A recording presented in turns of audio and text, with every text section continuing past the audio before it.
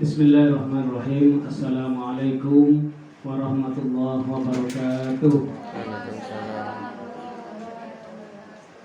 Alhamdulillahirabbil alamin wassalatu wassalamu ala asyrafil anbiya wal mursalin sayyidina Muhammadin wa ala alihi wa sahbihi ajmain, amma ba'du.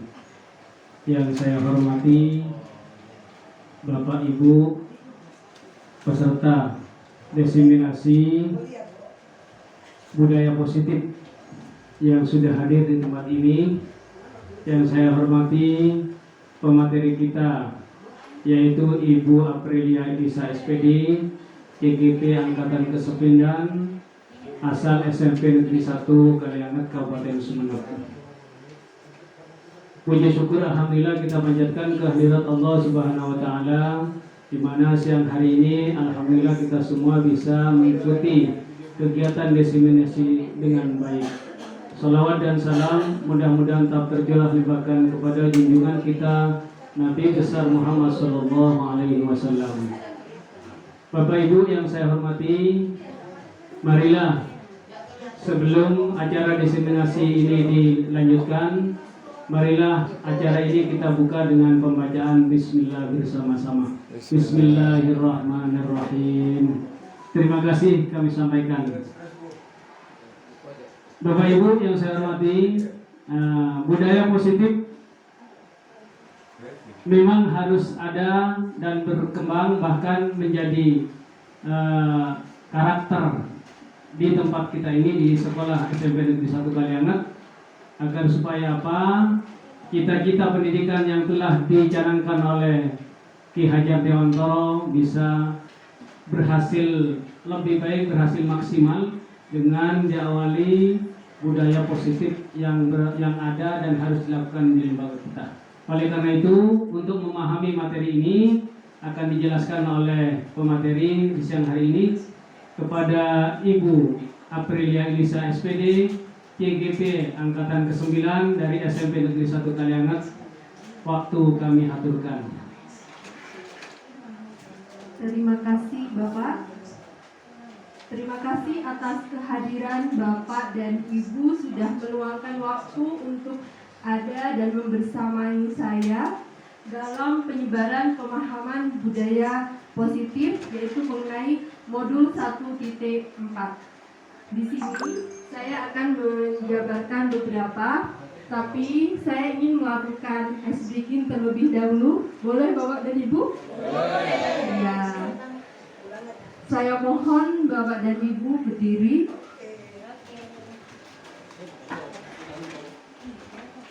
Mungkin sedikit jaga jarak dengan teman Bapak Ibu karena membutuhkan sedikit ruang. Dan mohon maaf jika suara saya seperti ini, tapi saya tetap akan bernyanyi. Terima kasih Ibu. Lagunya seperti ini. Tangan kanan, tangan kiri mempunyai jari, direntangkan, dibengkokkan, putar bergelangan, hajung depan dilipatkan, ayo tepuk tangan. Seperti itu ya Bapak dan Ibu? Banyak, anunya mengikuti suara saja. Tangan sebenarnya masih separuh sih, cuman saya ajak dari separuh dulu. Tangan kanan, tangan kiri mempunyai jari, direntangkan, dibengkokkan, putar bergelangan, hajung depan dilipatkan, ayo tepuk tangan. Tepuk tangan semua, angkat kaki kedua, berdiri tangan kita di pinggang keduanya, di pinggang keduanya. Kita bungkukkan, berat badan kita bungkukkan, ayo terus hai teman, ke atas tangan kita di pinggang keduanya. Bisa diulang Bapak dan Ibu? Mungkin supaya serupa ya. Ya. Ya. Ya. Ya. Harusnya kalau saya pegang mic ini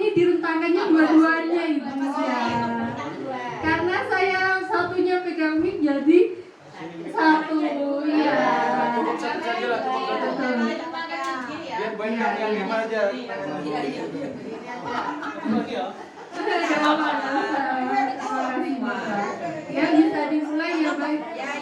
Ibu, tangan kanan tangan kiri mempunyai jari, direntangkan dibengkokkan putar pergelangan, hacung depan dilipatkan, ayo tepuk tangan. Tepuk tangan semua tepuk tangan.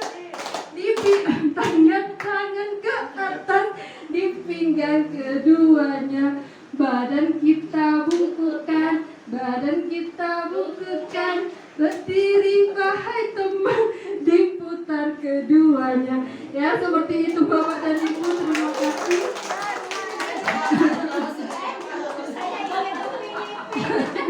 Iya terima kasih. Mohon maaf. Kayaknya yang menang Pak Masuri. Baik, mungkin ya terima kasih Bapak dan Ibu. Sebenarnya di sekolah kita sudah banyak sekali pembiasaan budaya positif. Dari yang pertama menyambut siswa di pagi hari, kita sudah melaksanakan hal tersebut. Kemudian juga budaya positif yang setiap hari Jumat sekolah kita juga melaksanakan apa itu mengaji bersama juz 30. Jadi hal-hal positif di sekolah kita sudah banyak sekali yang dilakukan. Mungkin di sini saya sedikit menjabarkan beberapa pemahaman. Minta tolong Bapak. Ya. Yes. Saya ucapkan selamat datang. Kemudian juga next Bapak. Konsep utama modul budaya positif yang pertama adalah perubahan paradigma belajar, disiplin positif, kemudian kebutuhan dasar manusia, motivasi perilaku manusia, posisi kontrol, yang keenam adalah segitiga restitusi, dan yang ketujuh adalah keyakinan kelas. Dari konsep budaya positif ini kita harus bisa benar-benar memahami langkah-langkah di setiap poinnya. Next Bapak. Pembelajaran dengan paradigma baru mungkin yang dikenal dengan kurikulum merdeka. Pembelajaran dengan paradigma baru ini dilakukan berdasarkan prinsip pembelajaran yang berdiferensiasi, sehingga setiap siswa belajar sesuai dengan kebutuhan dari tahap perkembangannya untuk mewujudkan profil pelajar Pancasila.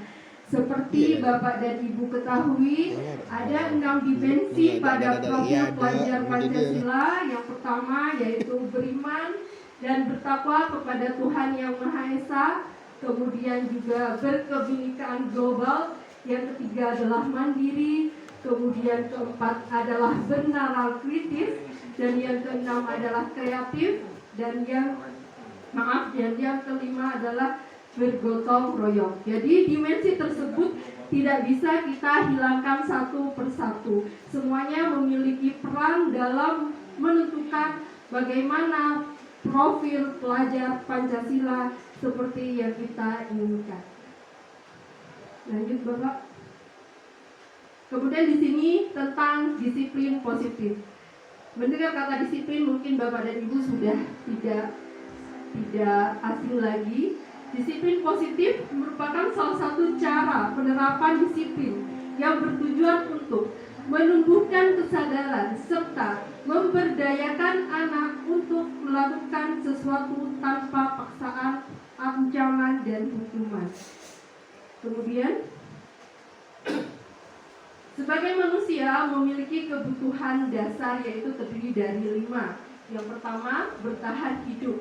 Yang kedua, kasih sayang dan rasa diterima. Yang ketiga, penguasaan. Dan yang keempat, kebebasan. Dan yang kelima adalah kesenangan. Ya. Kemudian, motivasi perilaku manusia. Dorongan yang timbul pada diri seseorang secara sadar atau tidak sadar untuk melakukan suatu tindakan dengan tujuan tertentu. Yang pertama, menghindari ketidaknyamanan dan hukuman. Biasanya anak melakukan hal tersebut. Kedua, untuk mendapatkan imbalan atau penghargaan dari orang lain. Yang ketiga, untuk menjadi orang yang mereka inginkan dan menghargai diri sendiri dengan nilai-nilai yang mereka percaya. Konsep disiplin dengan identitas gagal di sini terdiri dari dua, hukuman dan penghargaan. Ada beberapa poin pada hukuman. Tentunya janganlah kita melakukan sanksi kepada anak berupa hukuman, karena itu yang pertama menyakitkan, tidak nyaman, murid akan merasa takut, kemudian itu juga memaksa, murid menyembunyikan kesalahan, murid menjadi rendah diri. Penghargaan ternyata juga tidak efektif, merusak hubungan, mematikan kreativitas, menghukum dengan sistem ranking, kemudian merampas hak menghargai dirinya. Konsep disiplin dengan identitas sukses. Konsekuensi penguatan jangka pendek, perlu monitoring berkelanjutan atau stimulus respon. Kemudian yang keempat, murid menghormati peraturan. Yang kelima, kehilangan waktu untuk mengurangi kesalahan. Restitusi. Yang pertama, murid bertanggung jawab atas perilakunya, fokus pada pemecahan masalah jangka panjang, murid menghormati dirinya dan orang lain, dan yang terakhir adalah teori kontrol atau dirinya yang memegang kendali. Berikutnya Bapak.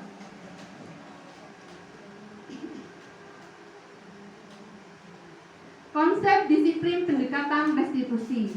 Di sini saya sertakan juga mengenai apa itu pengertian restitusi.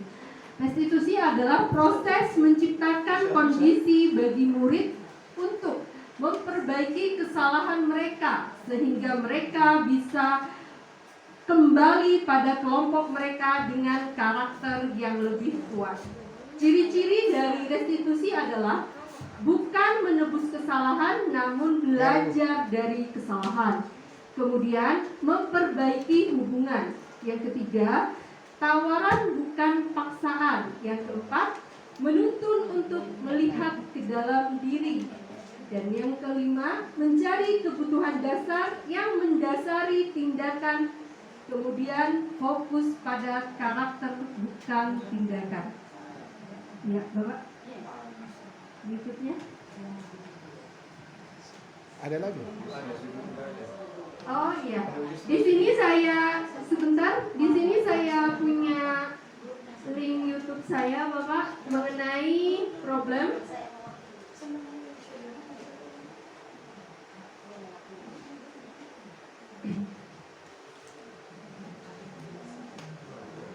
Iya. Ya, jadi pada budaya positif ini ada beberapa hal yang harus kita terapkan. Misalnya saja dalam suatu tindakan sebuah masalah yang anak lakukan terhadap temannya.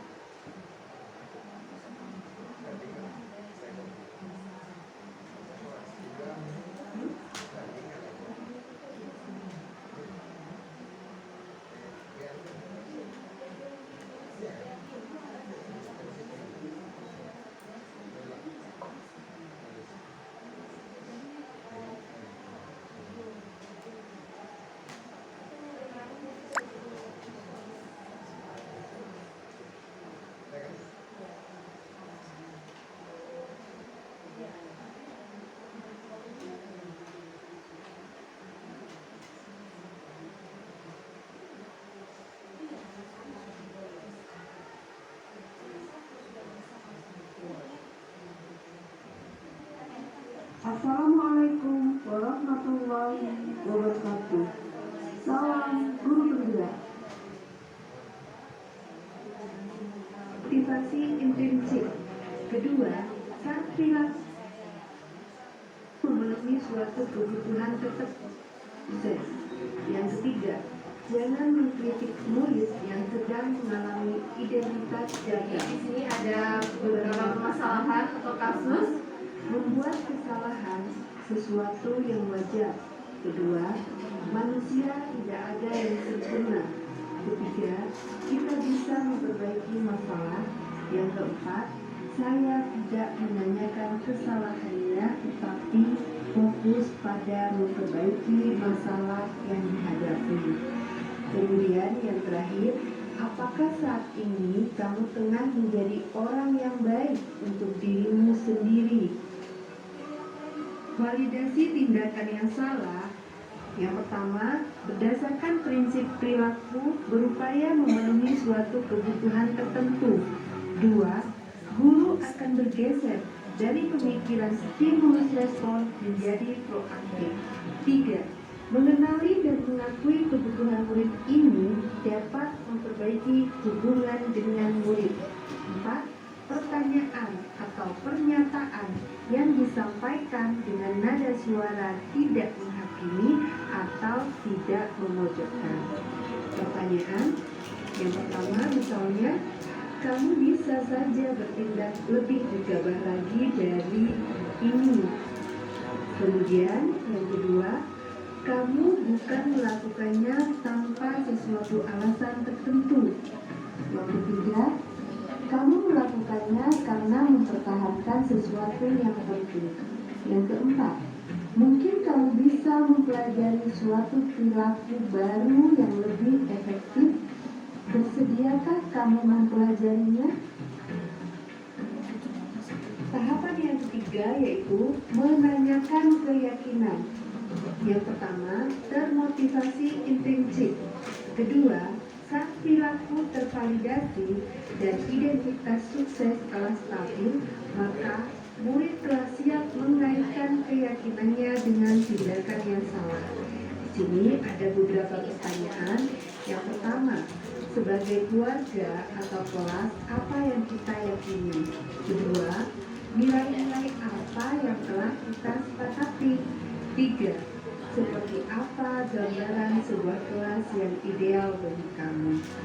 4. Kamu ingin menjadikan orang seperti apa?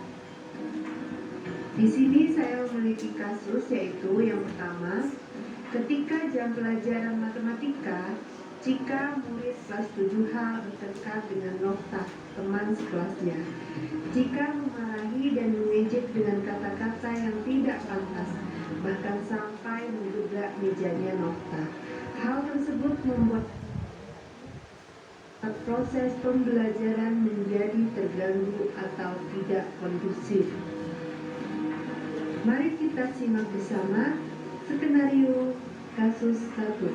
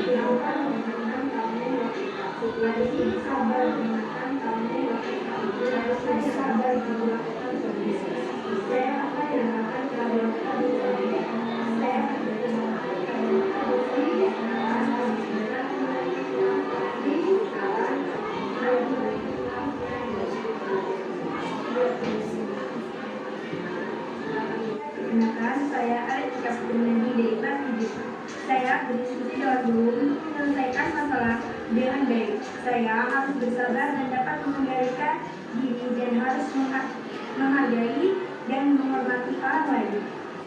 Mari kita simak bersama skenario kasus 2. Selamat siang, saudara.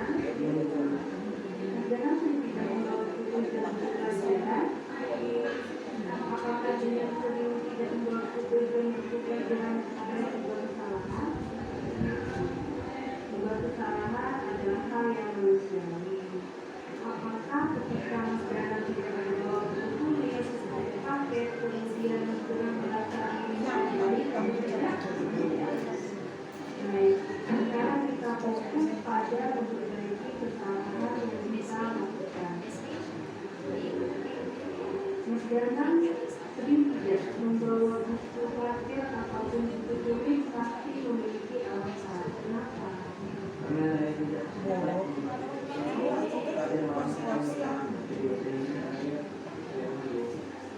Oh begitu. Kira-kira kesepakatan apa yang Mas Danang berada ketika melakukan hal tersebut? Menurut Mas Danang, disiplin itu penting banget.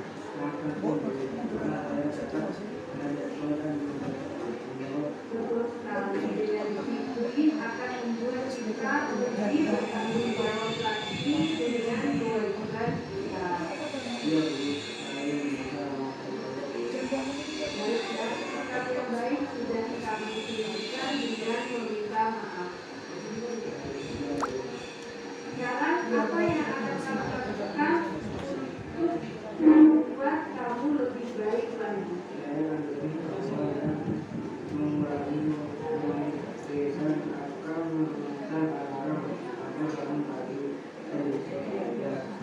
Baik, terima kasih. Sekarang kamu boleh kembali ke kelas. Baik, Bapak dan Ibu, demikianlah barusan kita lihat hasil dari segitiga Demikianlah restitusi. pemaparan dari Kenapa saya demonstrasi pemaparan tentang budaya positif saya lebih menekankan mengenai membahas tentang segitiga restitusi. Karena begitu banyaknya masalah yang ada di sekolah kaitannya dengan peserta didik mengenai bagaimana kita bisa menyelesaikan beberapa masalah-masalah yang semuanya harus kita tahu prosedurnya itu seperti apa.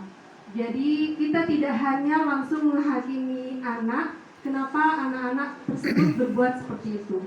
Tapi paling tidak kita bisa melakukan proses dari segitiga restitusi tersebut. Untuk itu, saya rasa pemaparan dari saya cukup sekian. Kurang lebihnya saya mohon maaf, saya kembalikan lagi kepada moderator. Terima kasih Bu Elisa yang sudah menyampaikan materi tentang budaya positif yang perlu dikembangkan dan diterapkan di sekolah kita. Bapak Ibu, dalam penyampaian budaya positif ini mungkin ada hal-hal yang perlu ditanyakan, namun sebelumnya saya mengingatkan saja bahwa disampaikan oleh Bu Elisa tadi bahwa konsep disiplin yang selama ini kita terapkan yang berupa hukuman dan reward sebenarnya itu kurang pas menurut konsep Ki Hajar Dewantoro. Nah, tapi ini ada konsep yang paling pas diterapkan pada saat kita melaksanakan budaya positif. Oleh karena itu mungkin ada hal yang perlu ditanyakan atau ditegaskan oleh Bapak Ibu. Nah, saya buka 2 sesi. Sesi pertama 2 penanya, dipersilakan Bapak Ibu.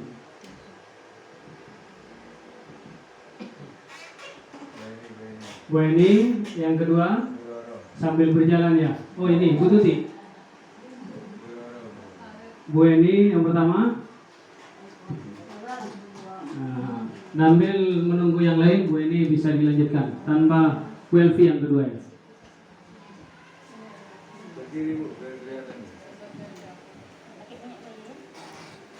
Assalamualaikum warahmatullahi wabarakatuh. Terima kasih. atas waktu yang sudah diberikan kepada saya. Saya ingin menanyakan satu permasalahan, Bu Lisa. Ini di kelas saya sendiri, di kelas 9C. Mungkin Bapak Ibu sudah paham kelas saya seperti apa, ya, susah diatur dalam hal sikap, dalam hal kesepakatan.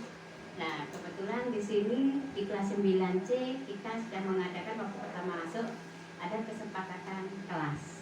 Nah, kesepakatan itu sudah kita tempel, tahu-tahu anak-anak melanggar. Sedangkan saya sendiri juga bingung bagaimana cara mengatasinya. Dari beberapa poin, ada satu poin yang dilanggar sama anak. Saya memang melarang anak untuk makan di dalam kelas. Nah, suatu saat ada anak laporan ke saya, "Ibu, saya lapar. Saya belum sarapan." Nah, hati nurani keibuan saya akhirnya tergerak. Silakan kamu makan, ya, tapi di belakang. Ya, terus besoknya lagi ada lagi anak-anak tahu-tahu makan di kelas, kotor kelasnya. Terus akhirnya saya merubah seperti ini. Ya sudah, kalau seperti ini anak-anak nggak bisa diatur, maka hari ini ada satu poin yang akan kita hapus, yaitu tentang kesepakatan makan di dalam kelas. Nah, sebenarnya saya merasa merasa berat untuk menghapus, karena poin itu sangat penting supaya kelasnya bersih, supaya kelasnya indah. Maka saya membuat peraturan kesepakatan seperti itu. Nah, bagaimana Bu Lisa cara menanggapi hal masalah seperti ini? Apakah yang saya lakukan salah ataukah benar? Itu saja. Assalamualaikum warahmatullahi wabarakatuh. Lanjut, Bu Elvi. Masuk. Terima kasih atas waktunya. Begini ya Bu Lisa, misalkan siswa yang melanggar tentang kesepakatan kelas, atau katakanlah siswa yang bersalah begitu di sekolah kita, saya sudah melakukan segitiga restitusi, tetapi langkah-langkah yang saya lakukan tadi tidak berhasil. Menurut Bu Lisa, langkah apa yang harus saya lakukan? Terima kasih.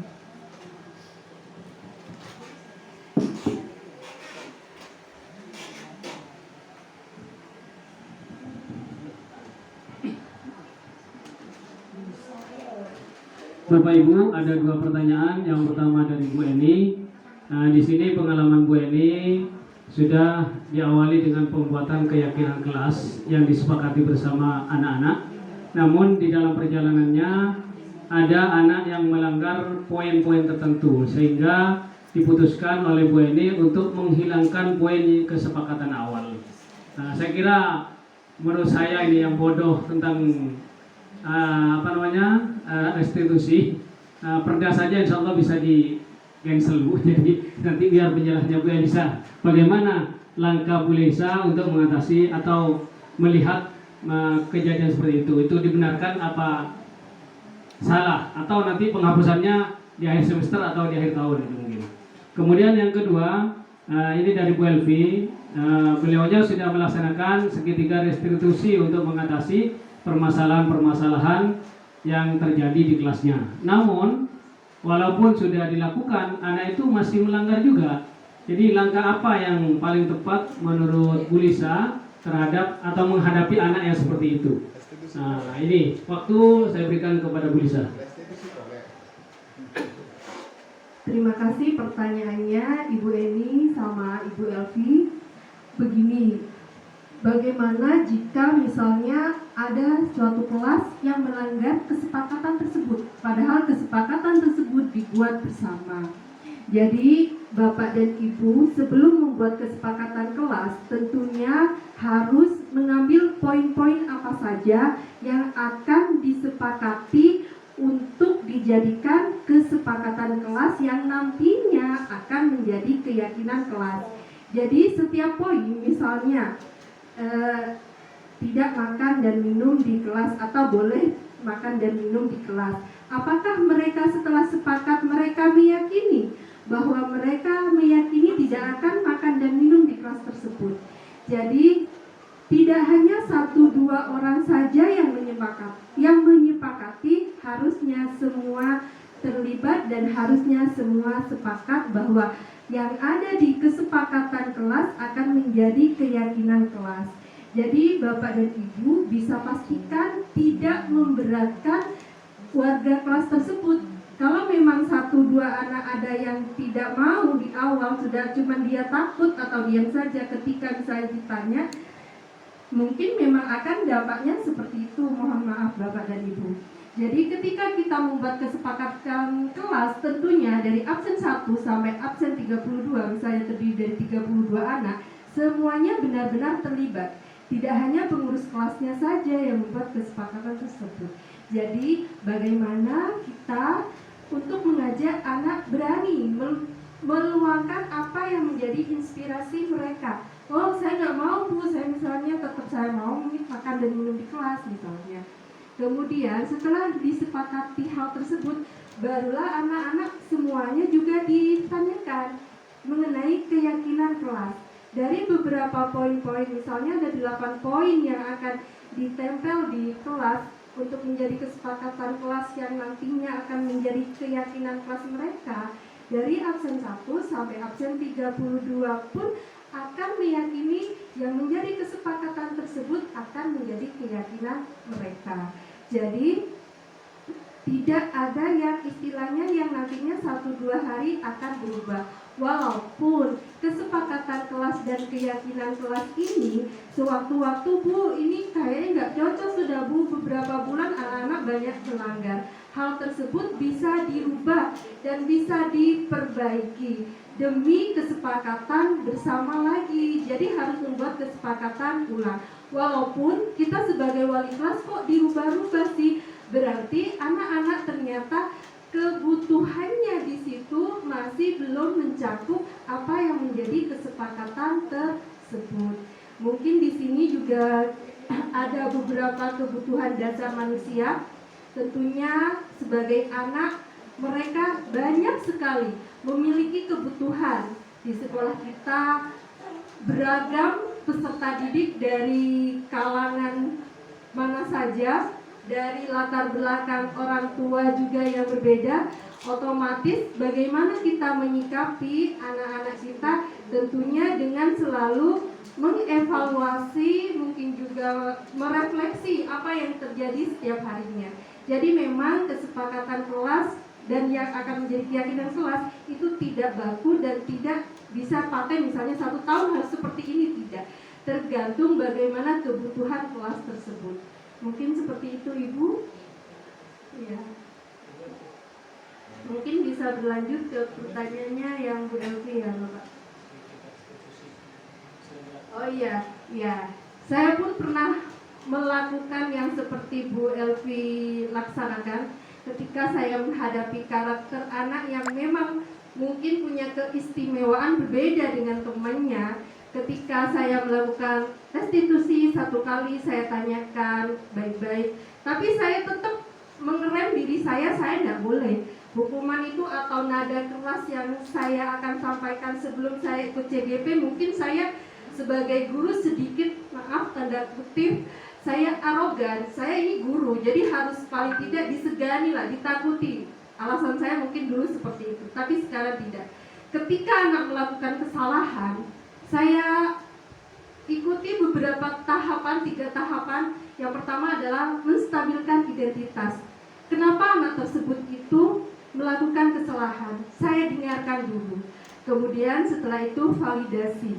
Setelah saya mendengarkan, kemudian juga paling tidak walaupun saya sebagai guru kadang juga sebagai manusia, karena jengkel jika misalnya ada anak yang dibully di sekolah ini gitu. Jadi paling tidak tahapan restitusi dari mulai mengidentifikasi masalah, kemudian yang kedua adalah validasi, dan yang ketiga adalah mengenai keyakinan kelas. Tahapan tersebut saya lakukan. Nah, misalnya terjadi lagi, mungkin anak tersebut ya tentunya ada hubungannya dengan kebutuhan dasar manusia. Entah itu kurang kasih sayang dari orang tuanya, entah dia itu memiliki kecenderungan karakter peserta didik yang butuh kesenangan, atau mungkin yang suka nakal kepada temannya, penguasaan. Dia merasa lebih dari temannya sehingga dia bisa membuat nakal usil terhadap teman-temannya. Jadi paling tidak kita memiliki beberapa langkah untuk menyikapi anak, tidak serta-merta dan jangan sampai memberikan hukuman. Jadi paling tidak kita tunggu evaluasi. Misalnya minggu ini sudah kita lakukan restitusi segitiga, minggu berikutnya apakah ada perubahan.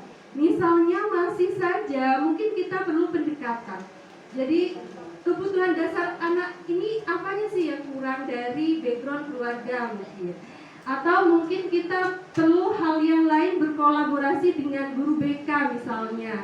Di sini tentunya Bapak dan Ibu guru kolaborasi di setiap hal dalam satu instansi ini sangat-sangat mendukung. Kenapa saya katakan hal ini? Kita bergerak hanya 1-2 orang tidak akan ada artinya. Kita merubah 1-2 anak hanya sendirian tidak akan berguna. Jadi bagaimanapun kita sebagai Bapak dan Ibu guru di sini selain memberikan tauladan, tentunya pegangan erat tangan kita bersama, harapan kita bersama memiliki peserta didik yang tentunya sesuai dengan 6 dimensi profil pelajar Pancasila itu harus kita wujudkan. Untuk itu, untuk menanggulangi beberapa macam permasalahan yang ada di sekolah dengan ribuan atau ratusan anak peserta didik yang memiliki karakter berbeda, tentunya 1-2 cara ini misalnya kita lakukan masih belum. Mungkin yang terakhir itu penyemangat diri kita bahwa kita harus membuat peserta didik kita harus menjadi anak yang baik. Terima kasih, mohon maaf jika masih kurang. Terima kasih Bu Lisa. Mungkin dari penanya ada tambahan atau tambahan? Menambahkan yang Bu Eni. Dilanjutkan dengan sesi kedua. Enggak. Tambahan dulu ya, tambahan dulu. Bu Harida.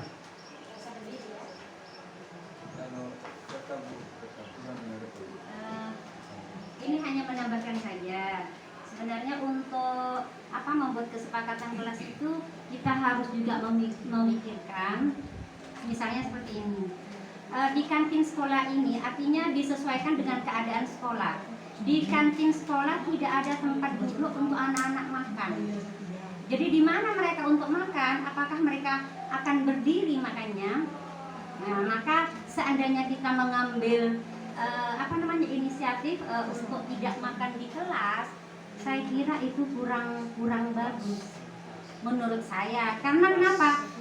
Di sekolah ini tidak ada tempat anak-anak untuk makan, nggak ada. Seandainya di kantin mungkin ada tempat duduk, dan karena anak kita juga banyak, seandainya pun ada tempat duduk itu tidak cukup. Jadi untuk mereka makan yang jelas memang di kelas. Jadi kalau seandainya mereka dilarang makan di kelas, otomatis tidak bisa. Dan mungkin untuk lebih baiknya boleh makan di kelas asalkan jangan sampai meninggalkan sampah. Kalau menurut saya seperti itu. Jadi untuk membuat kesepakatan kelas itu juga harus disesuaikan dengan lingkungan atau kondisi kita. Begitu menurut saya. Kalau itu benar, karena saya bukan guru penggerak, jadi saya memang tidak begitu. Saja, terima kasih. Oke, ini mungkin juga rekom kepada pimpinan sekolah kita, Bu Harida ya, dibawa oleh Bu Lisa. Demikian tambahan dari Bu Harida. Oke, kita buka sesi kedua dengan 2 pertanyaan atau 3 penanya. Oke, yang pertama Bu Endang. Oh, tambahan begitu ya. Beri waktu dulu sebentar, tambahan juga dari Bu Endang. Nanti dibuat proyek tempat nongkrong. Ya, terima kasih. Assalamualaikum warahmatullahi wabarakatuh. Tanggapan saya, menurut saya ya Bu Eni, saya ingin bertanya kepada Bu Eni. Mungkin Bu Eni itu kesepakatannya makan di dalam kelas pada saat pembelajaran gitu Ibu Eni. Apa kesepakatan nggak boleh makan di dalam kelas? Iya. Memang saya kesepakatan waktu itu jangan makan di dalam kelas karena resikonya anak-anak itu meskipun diberitahu dan ya jangan buang sampah tetap saja. Jadi habis makan mesti dimasukkan ke lokernya di itu meja. Makanya saya sampai melarang keras. Kalau kalian mau makan silakan keluar di gazebo. Oh, berarti saya salah paham. Kalau menurut saya, kalau makan di dalam kelas sebenarnya nggak apa-apa, asalkan anak itu membuang sampah pada tempatnya. Jadi yang harus ditekankan kepada anak itu harusnya buang sampah pada tempatnya, harusnya begitu menurut saya. Kalau makan di dalam kelas saya kira nggak apa-apa, asalkan asalkan bukan pada jam pembelajaran, itu maksudnya. Itu aja Pak Fahrul. Menambahi lagi Pak Fahrul. Cukup untuk tambahan sanggahan. Untuk tanggapan saya buka sesi kedua dengan 2 atau 3 penanya lagi tentang yang pertama Pak Masyuri, yang kedua Bu Uma, yang ketiga mungkin Bu Sri. Oke, Pak Masyuri dulu. Assalamualaikum warahmatullahi wabarakatuh.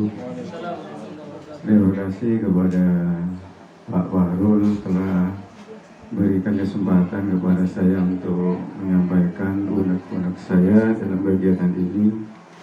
Langsung pada pertanyaannya, untuk menumbuhkan disiplin positif pada anak didik kita itu tidak serta-merta langsung timbul dari anak didik kita.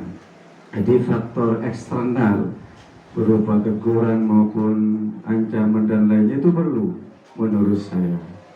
Oleh karena itu, kalau menurut saya itu perlu hukuman dianggap tidak benar, maka langkah apa saja yang harus kita lakukan untuk menumbuhkan untuk menerapkan disiplin positif atau untuk menumbuhkan disiplin positif pada diri siswa kita. Terima kasih, itu pertanyaan saya. Wassalamualaikum warahmatullahi wabarakatuh.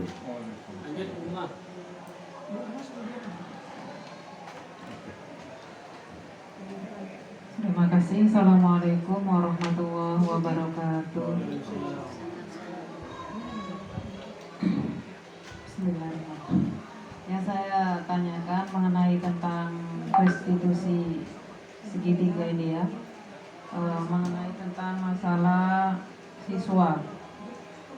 Kita sudah membuat sebuah kesepakatan dan itu dilaksanakan di awal ya Bu.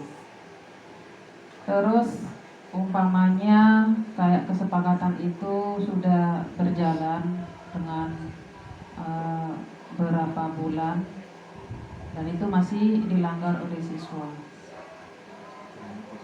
Ya. Terus hal apa yang perlu kita lakukan untuk bagaimana anak-anak itu bisa kembali lagi dengan kesepakatan yang sudah disepakati bersama. Terima kasih. Terima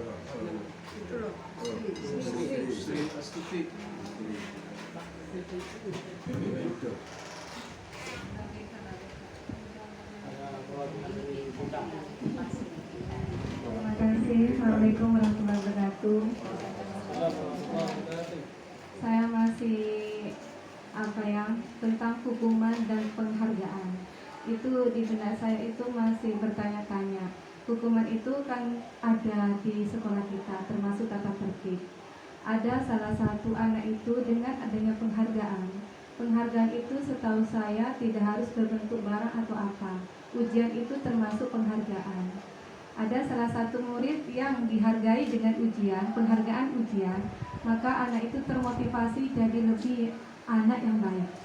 Anak yang tidak baik terus dikasih penghargaan, contohnya itu ujian, maka berubah jadi anak yang baik. Sedangkan yang kita bahas sekarang, hukuman dan penghargaan itu kurang pas ke anak-anak. Nah, ini saya kebingungan. Dari sisi lain, penghargaan itu muncullah sikap positif kan anak dengan ujian itu. Apakah tindakan ini terus berlanjut atau gimana? Saya masih bingung di sini. Pujian apa pujian? Pujian ini. Oh iya, maaf, pujian ya.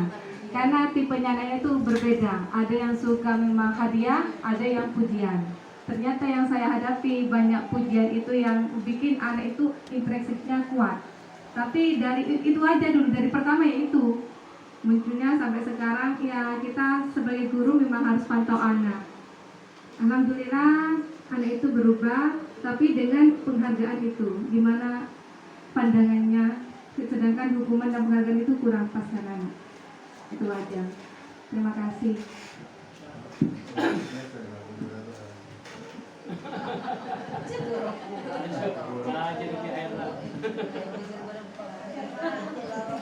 Terima kasih, ternyata antusias juga walaupun siang-siang sudah panas ya Bapak Ibu.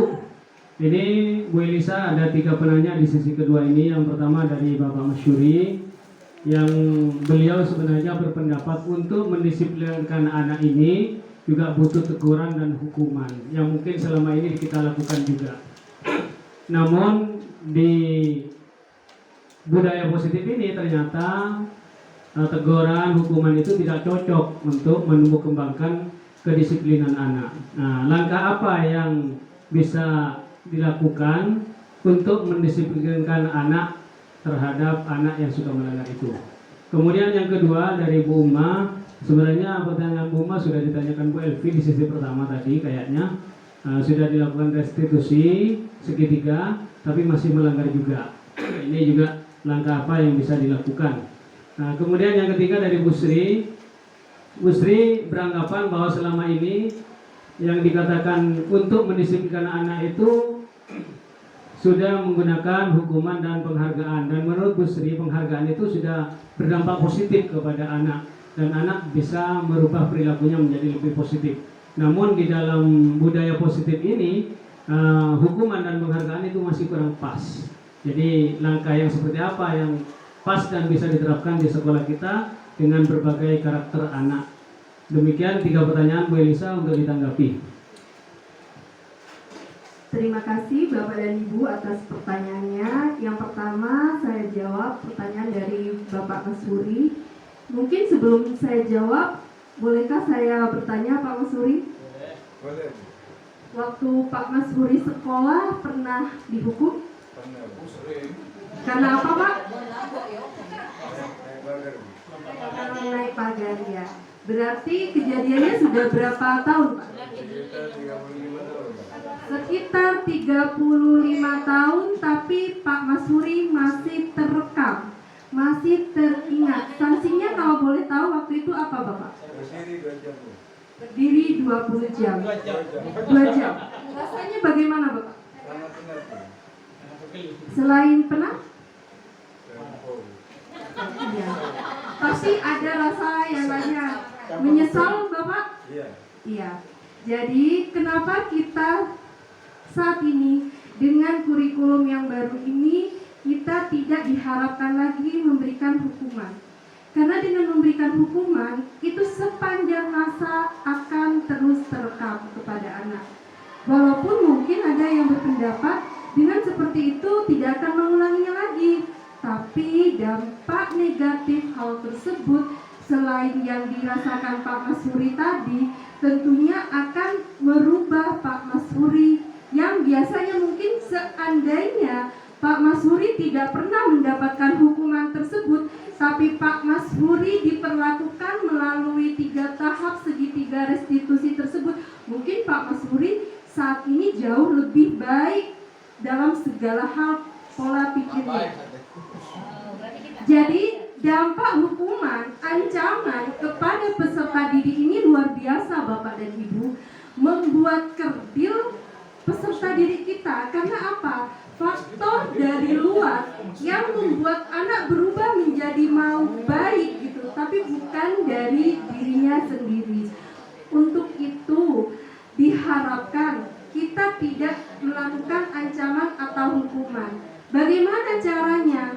Kita sebagai guru tentunya yang seperti Bapak Ki Hajar Dewantara harapkan, Tuturi Handayani, kita memberikan tauladan, menuntun anak yang ada di sekolah semuanya adalah bibit benih yang harus kita pupuk.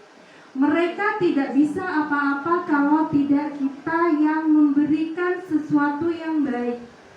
Jadi, misalkan Bapak dan Ibu sudah memberikan hukuman atau ancaman terhadap anak, suatu hari nanti anak-anak tersebut akan meniru.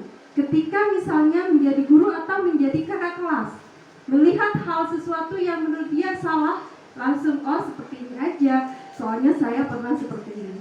Jadi, hukuman ataupun ancaman yang diberikan itu akan melekat selamanya terhadap peserta didik kita. Maka dari itu, ambil cara lain bagaimana kita menyelesaikan hal tersebut. Tentunya, sebagai guru, tugas kita tidak henti-hentinya untuk menuntun 1.000 atau hampir 1.000 anak yang ada di sekolah ini.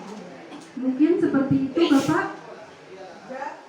Lanjut ke pertanyaan yang kedua, yaitu dari Bu Uma, yaitu mengenai segitiga restitusi, yaitu tentang kesepakatan kelas ya Ibu. Mungkin Bapak dan Ibu sebelum membuat kesepakatan kelas ditanyakan terlebih dahulu kepada seluruh siswanya di kelas. Misalnya, tidak hanya kesepakatan kelas itu dibuat di kelas tersebut. Di pelajaran saya, sebelum saya mengenal siswa, sebelum saya memberitahu materi yang akan saya ajarkan, misalnya saya mengajar di kelas 7, setelah saya memperkenalkan diri, ada kesepakatan kelas yang kita harus, artinya seperti MOU mungkin ya di sebuah perusahaan, jadi ada kerjasama lah bagaimana supaya pembelajaran yang saya berikan ini anak-anak bisa paham. Tentunya take and give-nya juga harus bagus ya. Maka dari itu sebelum saya mengajar, setelah saya memperkenalkan diri, saya biasanya mengajak mereka untuk melakukan kesepakatan kelas. Pelajaran Ibu kalian maunya seperti apa gitu. Misalnya Ibu sekali-kali kita belajar di luar. Kalau semuanya sepakat, oke, tapi enggak Bu, panas, mending di dalam. Jadi kesepakatan kelas itu harus memang disepakati bersama. Tidak hanya di kelas, misalnya kelas saya 7H sudah membuat kesepakatan kelas, tidak hanya itu saja. Jadi Bapak dan Ibu guru pengajar juga bisa membuat kesepakatan kelas. Nah, misalnya masih saja dilanggar, karena setiap anak itu tidak diam saja, pasti akan ada perubahan-perubahan. Disitulah Bapak dan Ibu mungkin kenapa pahala kita itu begitu besar sebagai seorang guru, karena tugas kita itu kompleks. Seperti yang disampaikan, tugas kita tidak hanya mengajar materi saja, tapi bagaimana memanusiakan manusia, seperti yang Bapak Ki Hajar Dewantara sampaikan. Jadi manusia tanpa pendidikan tidak akan menjadi manusia. Untuk itu tugas kitalah yang tidak boleh henti-hentinya untuk terus memberikan tauladan, untuk memberikan contoh, untuk mewujudkan bahwa ini peserta didik saya, paling tidak dari ke-6 dimensi itu peserta didik kita memiliki dimensi. Demikian Ibu, mungkin ya. Yang ketiga, yaitu pertanyaan dari Ibu Sri mengenai hukuman dan penghargaan. Oke, setiap anak itu memang karakternya berbeda menurut Ibu. Kalau dihukum, anak itu mungkin akan lebih baik Bu. Dengan penghargaan, anak ini jauh lebih baik, misalnya seperti itu. Bapak dan Ibu, untuk masalah hukuman dan penghargaan, mungkin kalau hukuman sudah saya sampaikan, hukuman akan terus melekat kepada peserta didik sepanjang hayatnya. Contoh, saya sendiri juga pernah mengalami, waktu itu saya tidak ikut kegiatan pramuka, ekstrakurikuler pramuka, dan pada hari berikutnya saya disuruh keliling lapangan dengan membawa sapu sambil berlari. Saya tidak akan mengulangi lagi. Hal tersebut membuat saya malu yang luar biasa, karena hanya 1 kali saya tidak hadir, tapi membuat malu saya seumur hidup. Hal tersebut, maka dari itu saya saat ini sangat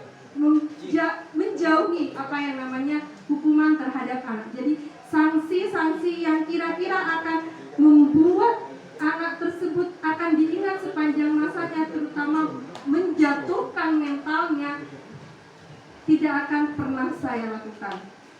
Mengenai penghargaan di sini mungkin pada zaman dahulu ada ranking di dalam kelas di situ yang membuat saya juga pernah down ketika saya biasanya waktu itu ranking 5 tapi langsung diblok ke ranking 11. Akhirnya saya malas saja.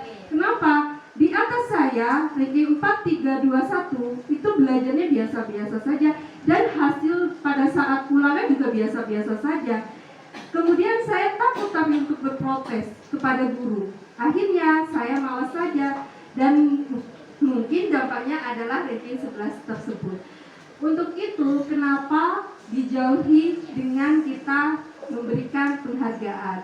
Tapi dengan kata-kata positif misalnya ya, kita tidak dilarang untuk menunjukkan hal yang positif, bukan berarti dilarang Bapak dan Ibu. Misalnya ada salah satu siswa saya maju ke depan dengan menjawab beberapa soal dengan sempurna dan bagus. Di situ supaya paling tidak anak tersebut merasa pede, entah itu jawabannya salah atau tidak, tapi paling tidak kita mengucapkan kalimat yang baik.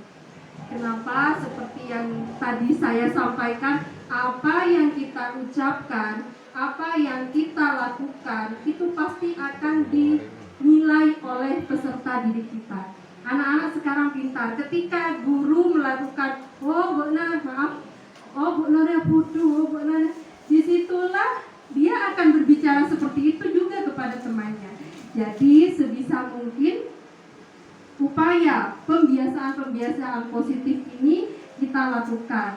Penghargaan untuk misalnya setiap anak melakukan hal positif, saya rasa tidak harus berupa reward, walaupun tapi berkepanjangan itu berdampak tidak efektif. Jadi mungkin seperti itu, Ibu. Masih ada waktu?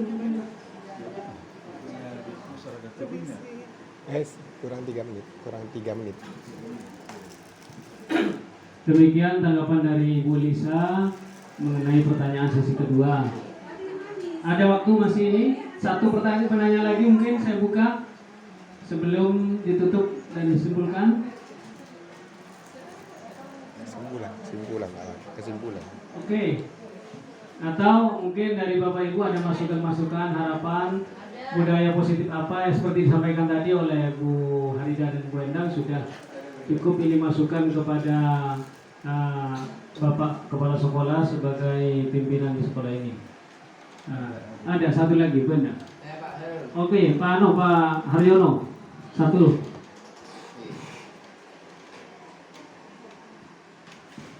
Terima kasih Pak Amrul. Ada kasus begini, seorang anak ya, dalam bahasa Madura itu hanyalah kancanya, tapi ya usil pada temannya, tapi dia mencederai, melukai, sehingga anak itu menangis, kemudian secara fisik dia cedera. Tentu saja kalau kita kembali pada konsep restitusi, maka tidak boleh ada tindakan hukuman. Tapi anak yang dicederai tadi kan merasa tidak adil guru ini. Saya disakiti, saya dilukai, kok anak tersebut hanya diberi penjelasan, jadi pokoknya dengan prinsip-prinsip itu, kan dengan prinsip itu kan berarti anak kan tidak dihukum. Anak tersakiti, di satu sisi tersakiti, mungkin yang anak yang nakal dengan restitusi akan bagus, tapi bagi anak yang tersakiti bagaimana ini? Ini kasus banyak seperti itu, kan kita ini kan setiap hari kan sering anak usil pada temannya sehingga menyakiti. Bagaimana ini bisa menjelaskan konsep-konsep yang modern ini, bisa mengatasi persoalan seperti ini? Apa jalan keluarnya? Terima kasih. Terima kasih Pak Suharyono yang sudah memberikan pertanyaan dan masukan kepada Bu Elisa. Ini ada kasus yang terjadi, Bu Elisa, bahwa ada saking usilnya anak sehingga membuat temannya terluka. Sementara kalau kita menggunakan restitusi, terkesan kurang adil bagi korban. Jadi bagaimana langkah yang terbaik menurut Bu Elisa? Silakan, Bu. Terima kasih pertanyaannya Bapak. Kebetulan saya menangani masalah ini juga. Jadi ketika kita menghadapi ada salah satu siswa dengan keusilannya dan korbannya tidak hanya satu anak, bahkan ada lebih dari 3 anak, dan menciderai. Di situ sudah ada tindakan yang mengarah kepada kekerasan. Langkah yang pertama yang saya lakukan waktu itu memanggil si pelaku. Setelah memanggil si pelaku, saya tanyakan apa yang mendasari dari perilaku dia melakukan hal tersebut. Kemudian setelah itu tentunya dengan 3 tahapan ya Bapak. Yang pertama adalah mengidentifikasi masalah, kemudian validasi dan keyakinan kelas. Dan ternyata, mohon maaf, di kelas tersebut tidak ada kesepakatan kelas dan mereka tidak meyakini apa-apa gitu Bapak. Nah setelah itu, setelah saya lakukan segitiga restitusi, saya memang ke korban pelaku tersebut, saya juga panggil. Ini hal yang sangat penting ketika korban kita abaikan. Jadi di situ saya panggil supaya dia merasa ada perlindungan, bahwa tanpa di depan dia kasus tersebut sudah saya tangani gitu Bapak. Nah kemudian setelah itu tentunya pada setiap masalah kita harus berkolaborasi. Di sini saya berkolaborasi dengan wali kelasnya, kemudian dengan guru BK-nya, dan disitulah kami semuanya berkumpul, ada wali muridnya juga. Ternyata pelaku ini mempunyai background di rumah, orang tuanya sangat kasar. Jadi mohon maaf, entah keterbelakangan atau bagaimana, cara mendidik orang tua tersebut tidak dengan kata-kata tapi langsung melakukan tindakan. Jadi dimulai dari dia sejak kecil, ketika dia salah langsung nada seorang ibunya langsung dimarahi, kemudian sambil lalu dipukul. Nah akhirnya melihat dampak seperti itu, pelaku melakukan hal tersebut di usia yang masih remaja seperti ini sudah melukai beberapa temannya, otomatis kita bergeraknya tidak sendirian. Jadi perlu penanganan, perlu kebersamaan untuk tetap terus memantau. Oke, misalnya satu minggu anaknya masih baik-baik saja, dan tentunya untuk yang korban, sisi korban ini harus memiliki rasa nyaman di sekolah. Di sini pada modul ini budaya positif yang diutamakan adalah tentunya bagaimana peserta didik yang nantinya memiliki rasa nyaman dan aman. Karena apa? Banyaknya faktor masalah yang timbul itu membuat anak beberapa tidak nyaman. Jadi untuk menangani sebuah masalah seperti yang Bapak Haryono tadi sampaikan, kita ini tidak selesai masalahnya, misalnya sudah kita tahu ini masalahnya sudah ditaruh di BK dengan ditulis dengan permasalahan beberapa gitu, sudah tidak ada sanksi menurut Bapak mungkin ya, sehingga merasa si pelaku ini kok enak gitu, tidak adil lah dengan korban yang sampai luka atau bagaimana. Tapi Bapak, di sini jika kita memberi sanksi atau konsekuensi dari tindakan tersebut, ini akan membuat si pelaku lebih, kita tidak tahu apa yang akan dilakukan selanjutnya. Jadi langkah yang harus kita lakukan tetap mengevaluasi setiap tindakannya. Tidak hanya pelakunya, kemudian korban harus terus kita pantau. Atau apakah korban akan semakin ketakutan atau bahkan tidak mau masuk. Karena kejadian yang di kelas 8 kemarin, anak tersebut si korban malah tidak mau masuk karena dia merasa takut dengan pelaku yang sering usil. Jadi untuk itu, kepekaan kita sebagai seorang guru, kolaborasi bersama ini harus terus kita lakukan. Bagaimana untuk peserta didik itu merasa nyaman, merasa terlindungi berada di sekolah. Jadi tetap harus ada kerjasama di semua pihak selain dengan orang tua. Jadi selalu dievaluasi, begitu Bapak. Terima kasih Bapak Ibu. Dari pembicaraan awal sampai akhir alhamdulillah sudah berjalan dengan baik. Tidak puas bisa cari sendiri di browsing Bapak Ibu ya, karena ini masih tahap belajar juga dari Bu Elisa. Bapak Ibu yang saya hormati, demikian. Namun sebelumnya bisa saya simpulkan bahwa untuk menumbuhkan budaya positif di sekolah ini memang dibutuhkan waktu yang lama. Tidak seperti membalikkan telapak tangan katanya para pujangga itu. Jadi butuh waktu yang lama. Kemudian yang kedua, kontinuitas atau istiqomah dalam melaksanakan kedisiplinan atau kesepakatan sekolah yang dalam hal ini budaya positif harus dilakukan oleh seluruh warga sekolah, mulai dari Bapak Kepala Sekolah sampai kepada penjaga sekolah, bahkan kantin juga harus melakukannya budaya positif itu. Kemudian yang ketiga, tetap kita sebagai guru untuk bisa menumbuhkan bahkan memupuk kesadaran siswa di dalam melaksanakan budaya positif yang menjadi kesepakatan kita. Dan yang keempat, untuk mendisiplinkan anak diharapkan dianjurkan menurut teori-teori yang disampaikan menggunakan kata-kata dan sikap positif. Bukan tidak boleh kita memberikan pujian atau hukuman, tetapi ada cara yang lebih elegan, cara yang lebih positif, yaitu dengan cara konsekuensi dan restitusi itu yang ditawarkan. Demikian mungkin yang bisa saya simpulkan. Marilah beri aplaus dulu kepada Bu Elisa yang telah menyampaikan dengan baik. Terima kasih Bapak Ibu yang telah mengikuti diseminasi pada siang hari ini. Mudah-mudahan kita bisa mengambil hikmah dari apa yang disampaikan. Dari saya sebagai pemandu acara, apabila terdapat hal yang kurang berkenan, tutur kata yang kurang sopan, saya mohon maaf yang sebesar-besarnya. Akhirul kalam, Allahumma fiqh ila aqwamit thoriq.